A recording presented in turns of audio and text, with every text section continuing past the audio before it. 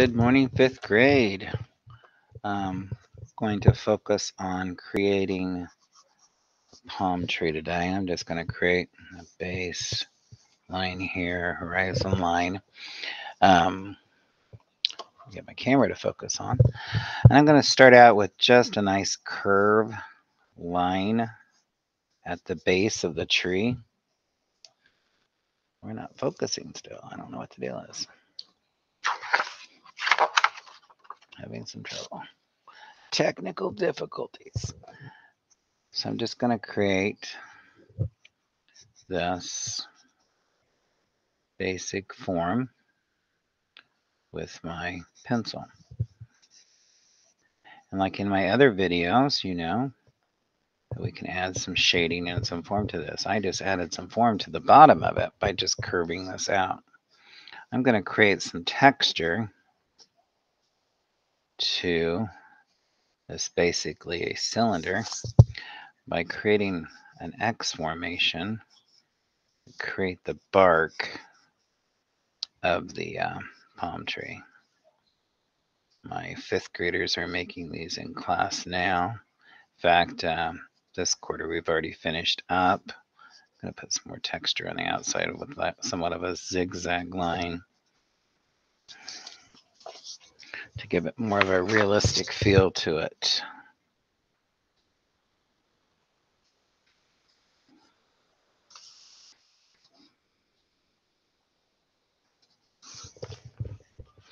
So that's basically what I've gotten here.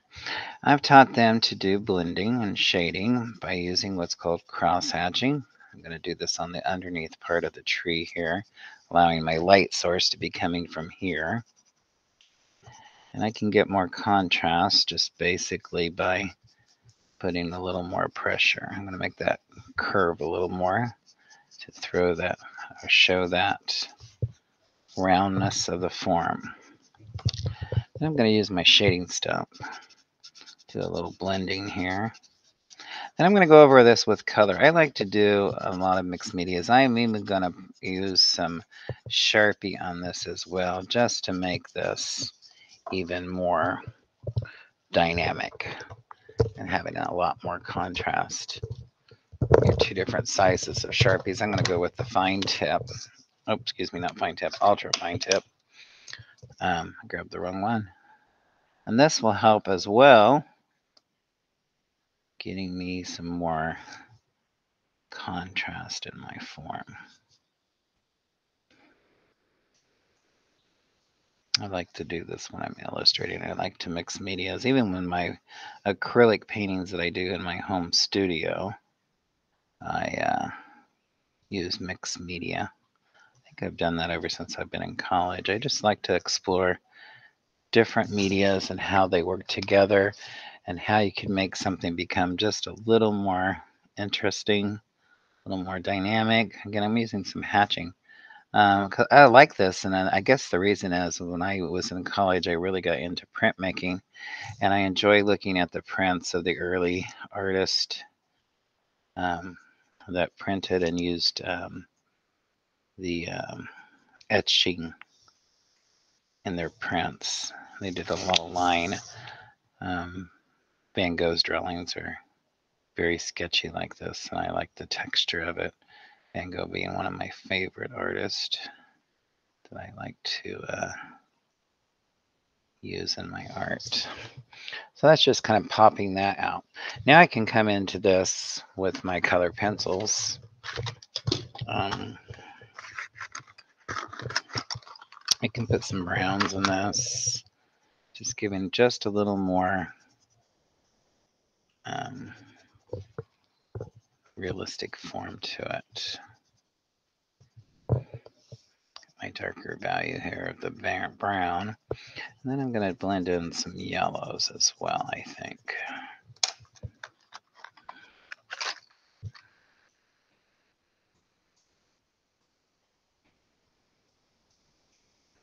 And you guys can speed this up or slow it down however you need.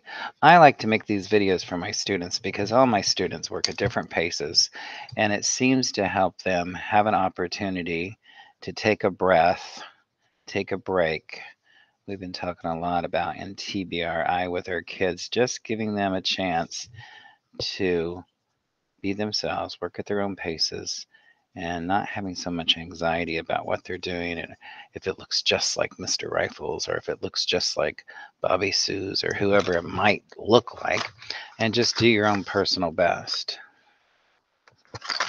Looking for a blue now. My eyes are not as good, and sometimes blue looks like purple to me or purple looks like blue. We have discussions about that on our lines in our school. Like run up and down the hallway. I see blue, the kids see purple. Whatever the difference, it doesn't really matter, right? I think I'm going to add just a little more yellow to this. Because then when I paint my background later, I've not painted it yet. I'm going to paint this in another episode.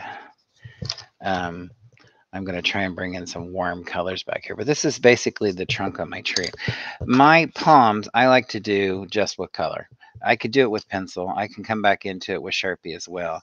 But I like to just start out with the curved line and then just start making the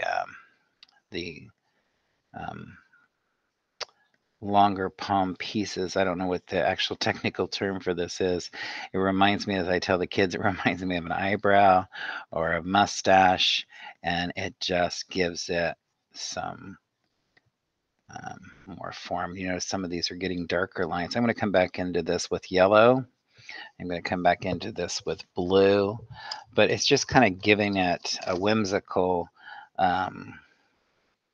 The blue, as you know, is used to make green. And as I tell my students, I said, when you put a contrasting color like blue against the green, it helps make your green more dynamic. It just makes it much more enjoyable to look at. And part of the reason I like making these videos is when I try to do this in class, sometimes my students, unknowing, I don't know why, they're not always listening to me. I don't know why that is these days. It used to be when I first started teaching, my students just you could drop something in my room and you would hear it over them because they would just be so attentive. I don't know why these days. It's just something more of a challenge. I'm going to add a little bit of extra texture to the outside of this, just kind of giving it a contour line. Not really a complete line. It's not closed in. Just kind of suggesting that, again, this is more of an illustrative type method to almost cartoonish, but I like it, and it draws your eye into it. I haven't added any yellow to this. I'm going to add some yellow. And like I said, mixed media. My kids and I, we mix media. We put paint in this. We can add tempera to our watercolor. I like exploring different possibilities. It doesn't have to always just be one specific media. I'm going to go ahead and make another palm over here. Just so you can see how on both sides could have these palms. I'm probably not going to complete every palm right now just because of time. I find that if we do too much within one period of time, my students, number one, lose interest, and number two, we don't have enough time within a 30-minute to 45-minute class. So we get as much done as we can. And my goals this year has been that we are just focusing on quality and not quantity, because why not have something more, beautiful and more appreciative than to have something that you don't really want to keep. We did what's called an art to remember piece, and you may be aware of that, what that is. That's just a piece that we have created into another piece of art, and I like to do this with my fifth graders for theirs. They always seem to really enjoy the palm tree. It's just something peaceful, something calming. But in itself, I mean, it's beautiful. I'm going to add some of that Sharpie into it just to give me a little more contrast. That black just really makes it pop out. And I could add a few more palms here to the top, because, you know, a palm tree is not just two palms. But I can make that coming from here and possibly going behind and giving it an overlapping of form. This is a little more difficult concept for children. My fifth graders seem to be okay with it. I experiment with this with all grade levels overlapping. My cohorts don't necessarily agree with me that kids with, you know, the different learning, what do you want to call it? They're different abilities, their skill sets. But I don't believe in teaching things backwards. I believe in teaching things forwards. So why teach it one way and then say, okay, no, it's not really that way? Or we say one thing about one thing and then we say, oh, no, that really isn't true.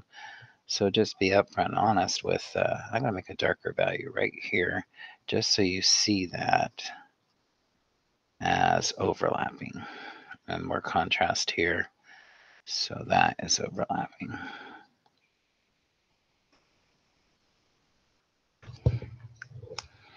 I love teaching kids. I love getting them excited when I teach a new concept and they're like really intrigued. Hopefully you'll be intrigued in this lesson. Doing this palm tree. Like I said, we've done a little shading. We've done some value. We've done some overlapping. We haven't really done a whole lot with space other than this area here. I mean, there is space between our palms. There is space between the ground, but we'll get into more detail later. But I really like how this kind of flows.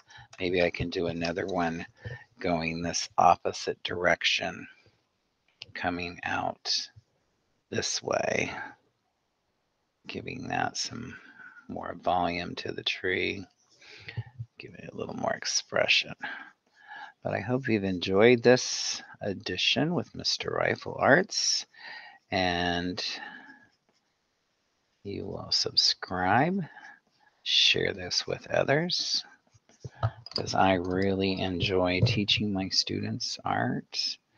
I am presently teaching in an elementary school. I've taught for 29 years. I have my own private studio that I teach out of as well.